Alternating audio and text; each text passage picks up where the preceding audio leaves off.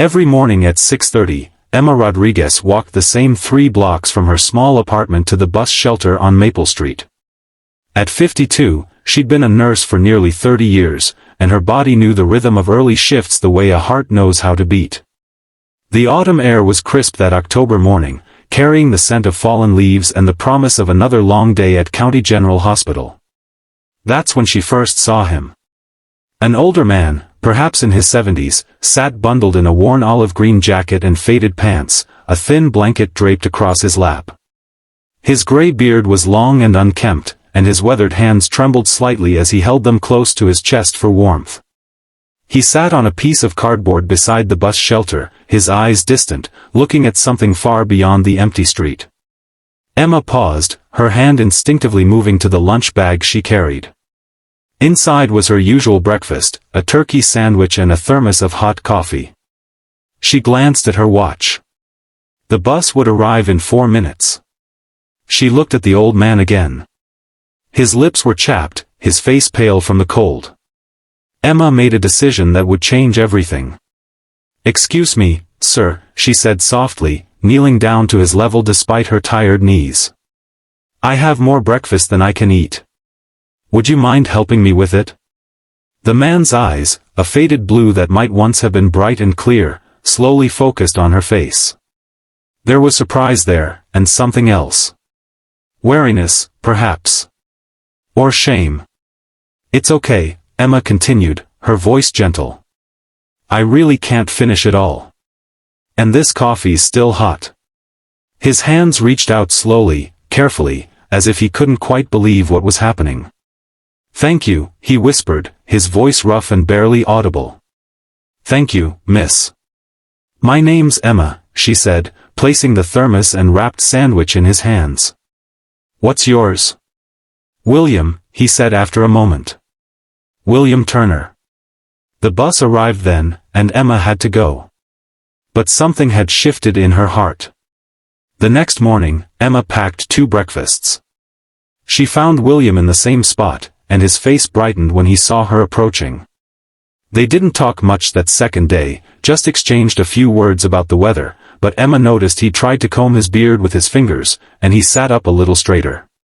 On the 3rd morning, William spoke more freely. "I used to have a daughter," he said quietly, staring into the steam rising from the coffee. "Haven't seen her in 12 years now. She'd be about your age."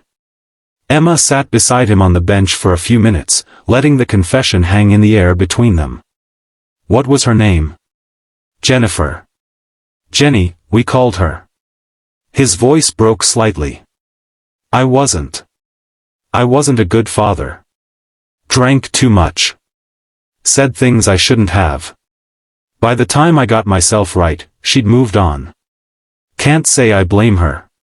"It's never too late to try again," Emma said softly. William shook his head. "Some bridges burn all the way down, Emma. There's no rebuilding them." This became their routine. Every morning, Emma brought breakfast for 2. Sometimes they talked, sometimes they sat in comfortable silence. She learned that William had been a sergeant in the army, that he'd served 2 tours in Vietnam, that the things he'd seen there had followed him home and helped destroy his marriage, his relationship with his daughter, eventually his whole life.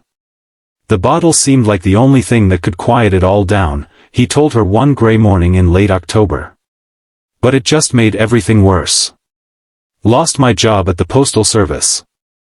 Lost my house. Lost my family. By the time I finally got sober, 8 years ago now, I'd lost everything." Emma's heart ached for him. She'd seen so many veterans come through the hospital over the years, carrying invisible wounds that never quite healed. "Why didn't you go to the VA?" she asked gently. William's laugh was bitter. "Pride, I suppose. Stupid pride. I kept thinking I could fix it all myself. By the time I was ready to ask for help, I didn't know how anymore. Didn't even know where to start." 3 weeks into their morning meetings, Emma noticed William looked particularly tired. His hands shook more than usual, and when he coughed, it was deep and rattling. "William, that cough doesn't sound good," she said, genuine worry in her voice. It's just a cold. Comes with the territory. Have you seen a doctor? He shook his head. Can't afford it. And the free clinics, there's always such a wait. Emma thought about this all day at work. That evening, she made some phone calls. The next morning, she arrived with breakfast and something else, a piece of paper with an address written on it. There's a clinic 3 blocks from here. I called ahead. They're expecting you at 10 o'clock today. Tell them Emma Rodriguez sent you. William stared at the paper, then at Emma, his eyes suddenly bright with moisture. Why are you doing all this? You don't even know me. I know enough, Emma said simply. I know you're a person who deserves kindness. That's all I need to know. November arrived with colder winds and earlier darkness. Emma started bringing William warmer clothes, a jacket her late father had left behind, thick socks, a knitted hat. She never made a big deal of it, just left things beside him as she sat down with their breakfast. One morning, she arrived to find William talking to another homeless man, sharing half his sandwich without hesitation.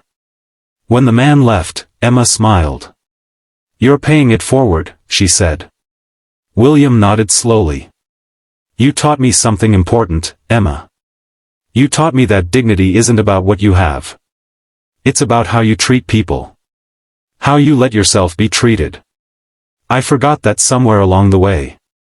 In early December, Emma noticed William seemed different. Nervous. He kept glancing down the street as if expecting someone. Everything all right? She asked. I did something, he said quietly. I hope you don't mind, but I went to the VA hospital like you suggested. And I told them about you. About what you've been doing. They wanted to know if there was anyone who could vouch for me, help me get into a program. I gave them your name. I'm sorry if that was too much. Emma squeezed his hand. William, that's wonderful. I'm so proud of you. 2 days later, on a Thursday morning, Emma was running late. Her old car had trouble starting, and by the time she reached Maple Street, she saw something that stopped her in her tracks. A military vehicle was parked near the bus shelter. 3 men in army dress uniforms stood talking to William, who looked confused and a little frightened. Emma's heart raced as she hurried toward them. William, she called out. One of the officers, a tall man in his 50s with silver hair and the bearing of someone who'd spent his life in service, turned to her. Are you Emma Rodriguez? Yes, she said, slightly breathless. Is everything all right? The officer's stern expression softened into something that looked almost like respect. Ma'am, I'm Colonel David Mitchell. We've been looking for Sergeant Turner here for quite some time. Emma's protective instincts flared. He hasn't done anything wrong. He's been. No, ma'am, you misunderstand, the colonel interrupted gently. Sergeant Turner was awarded the Silver Star for Valor in 1970. Due to circumstances at the time, he never received it. We've been trying to track him down for the past year to present it properly. When his name came up in the VA system last week, we finally found him. Emma looked at William, who sat very still, his eyes wide with disbelief. There's more, the colonel continued. The Army has a program for homeless veterans. Given his service record and his situation, Sergeant Turner is eligible for immediate placement in veteran housing, along with medical care and support services. William's voice was barely a whisper. I don't understand. The colonel knelt down, bringing himself to William's level much as Emma had done that first morning. Sergeant, you served your country with honor and courage. You saved 3 men's lives under heavy fire in 1970. It's time your country served you back. We take care of our own, sir. We should have found you sooner. I'm sorry it took this long. Emma felt tears streaming down her face. She watched as they helped William to his feet, treating him with a gentle dignity that made her heart swell. Before they left, the colonel turned to Emma. Ma'am, the social worker at the VA told us what you've been doing. Every morning for almost 2 months, rain or shine, bringing breakfast, bringing hope. That kind of goodness, it's rare. On behalf of the United States Army, thank you. That evening, Emma's doorbell rang. When she opened it, she found William standing there, clean-shaven for the first time since she'd known him, wearing fresh clothes, accompanied by a VA social worker. "I wanted you to see me," William said, his voice stronger now, clearer. "Wanted you to see that your kindness, it didn't just feed me, Emma. It saved me. You gave me back something I thought I'd lost forever." "What's that?" Emma asked softly. "The belief that I was worth saving." 3 weeks later, on a cold December morning, Emma received an invitation to a small ceremony at the VA hospital. When she arrived, she found William in a proper army dress uniform, provided by his old unit. The ceremony was intimate, just a handful of people, but the respect shown to him was profound. As the silver star was pinned to William's chest, Emma thought about all those mornings, all those simple breakfasts shared in the cold. She thought about how the smallest acts of kindness can ripple outward in ways we never imagine. After the ceremony, William introduced her to a younger woman with dark hair and William's same blue eyes. "Emma," he said, his voice thick with emotion, "this is my daughter, Jennifer. She drove in from Ohio when the Army contacted her. We've been talking. Really talking." Jennifer hugged her father, then turned to Emma with tears in her eyes. "Thank you for seeing him when the rest of the world looked away. Thank you for reminding him he was still someone's father, still someone worth caring about."